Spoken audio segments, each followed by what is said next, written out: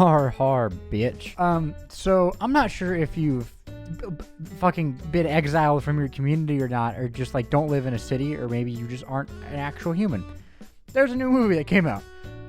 It's Five Nights at Freddy's, and it's earned like, I don't know, only $130 million globally. And I wanted to talk to you about it today, because despite my looks, I'm actually 19. I am not a withered 30-year-old man. And I have been waiting for this since, April of 2015, so it only seems fitting that I talk about it, because I've been waiting for so long.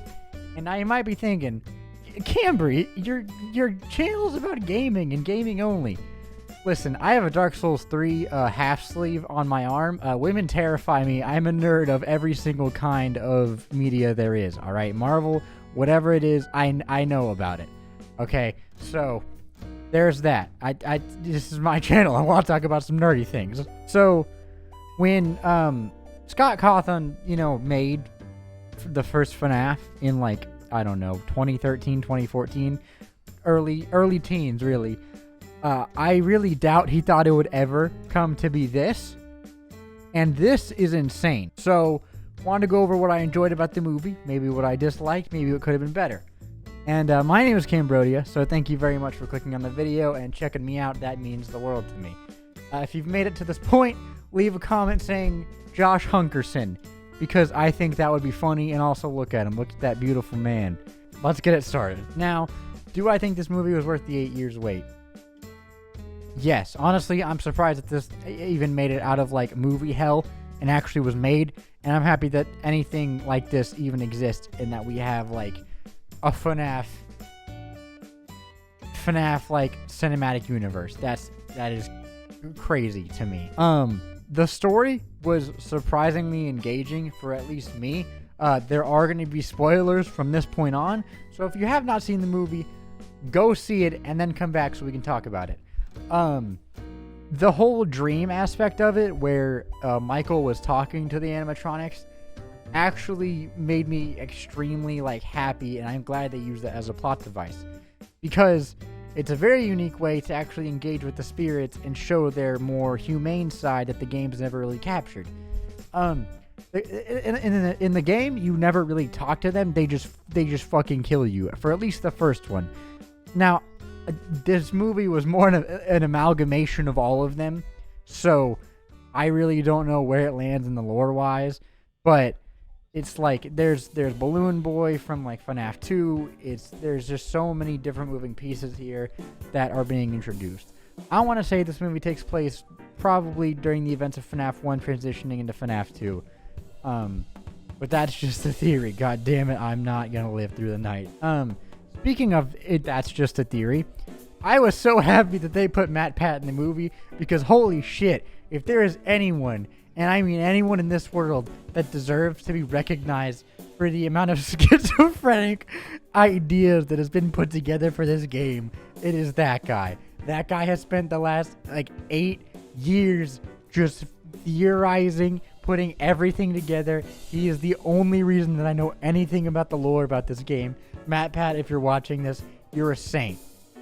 Thank you. No one deserves you. Markiplier was supposed to be in the movie. He was supposed to be the security guard that actually gets killed in the beginning. So I'm a little disappointed that didn't happen. However, I'm willing to trade that off, because he's currently working on Iron, which that looks amazing. So I'm excited for that, and that's also a horror game movie. So we're getting bangers this year. You know what I'm saying? I think that Josh Hutcherson was the perfect casting for Michael Schmidt. I think he did a wonderful job. He was just so kind of just insane. He was kind of this loser character, and he just played him so well. The mannerisms in his eyes, the mannerisms in his face, the way he moved, and I love the dialogue between him and Abby for most of the movie. And I love Matthew Lillard as well as William Afton. It was leaked pretty early on that he was going to be playing William Afton, and I did not know what to expect from Shaggy. However, he does have past experiences with similar roles, such as Scream. He was literally Ghostface, so I wasn't too terribly worried about that. Rightfully so, because he did a wonderful job, and I just love Matthew Lillard with all my heart. that man is also a saint. The dialogue between him and Josh Hutcherson was great. I loved the way that they talked. I loved the mannerisms that Matthew Lillard put on William Afton whenever he's reading his name and he says, "Oh, you're Michael Schmidt," and he like does the. That was wonderful. That made my gamer goo brain senses go off. And there's so many lore hidden things in the background. It was recently discovered that Puppet's actually in like the movie. Like you can very clearly see his face in the background, and it's up here. You can see it. So I'm so glad that Scott Cawthon really took his time on writing the script. I'm pretty sure he's rewrote it over and over and over again. Not to mention, this was a huge production. The animatronics themselves looked amazing. They included Foxy's iconic run in there down that hallway. The cupcake went feral though. That was the only thing that I was a little kind of like whiny about. Was I wish that some of the other animatronics would have gotten more kills or had more to do, because the cupcake went feral the entire movie, and I would have enjoyed to see like Bonnie, Freddy, and Chica and Foxy actually get some more of the kills. However, besides that alone, some of the dialogue is really corny, and so it's Vanessa. Some of the dialogue between Vanessa and Michael was just not all there. It kind of felt like watching it just didn't go well together for me. The wanna dance scene was a little bit too much to me. It was a little bit too much. Now, do I think this movie is like movie of the year? Absolutely not. Do I think that is the worst movie? No. For what it is, I was happy with it. It wasn't anything too crazy, and it wasn't anything too like scary, whatever. It was what I was expecting it to be. I knew they weren't gonna make it crazy over the top horror, because then they cut off half of their audience. They had to make it PG-13 because half of their audience is like quite literally 13-year-olds that are just now getting into the FNAF lore, and not us older 19-year-olds that got in earlier. So it's definitely expanded, especially with Security Breach. It's just getting introduced to younger and younger kids. So I was definitely not expecting it to be like this fucking dark, grimy security guard watching camera. I was expecting a good story with some funny moments and some good little killers. And that's what I got. So for what it was, I had a wonderful time. I am happy with Matthew Lillard. I am happy with Josh Hutcherson.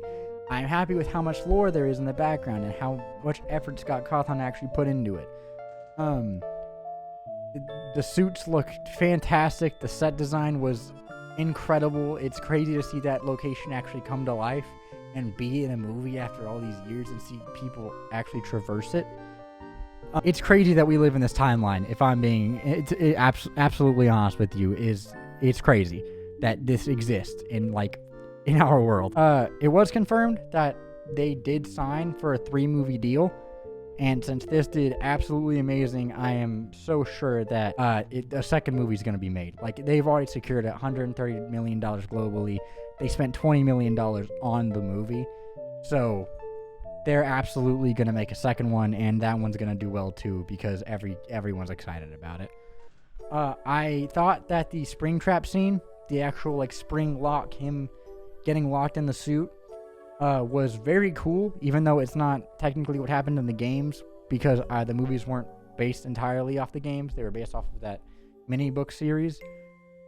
So I loved the way Matthew Lillard did that scene, and the way he's spasming as it's happening, and he points out that closet door is just fucking fantastic. That scene is exactly what I wanted it to be. That is exactly what him getting dragged away, and him oh my god, that made the 14-year-old boy in me go absolutely feral. And the credit song being The Living Tombstone is top 3 history moments ever, for sure, right? It's gotta be. And the puppet talking, saying "come find me" in the credits was also absolutely insane. And I am so happy that they got Corey X. Kenshin in here. I'm so happy they got Matt Pat. Wish Markiplier could have been here, but you know what? I'm so happy this movie even exists. So I would say it's fucking fun. It's a fun movie. But that's about all I have to say. I have to go, so I will see you guys next time. Please subscribe if you've made it to this point. That would mean the absolute world to me. I love making these videos for you guys, and I'm just gonna keep making them just because, like, it's I'm so proud of these, even if they are nerdy little videos. But you guys take care of each other. Always love one another, and I will be back next week. So, have a good day. Bye.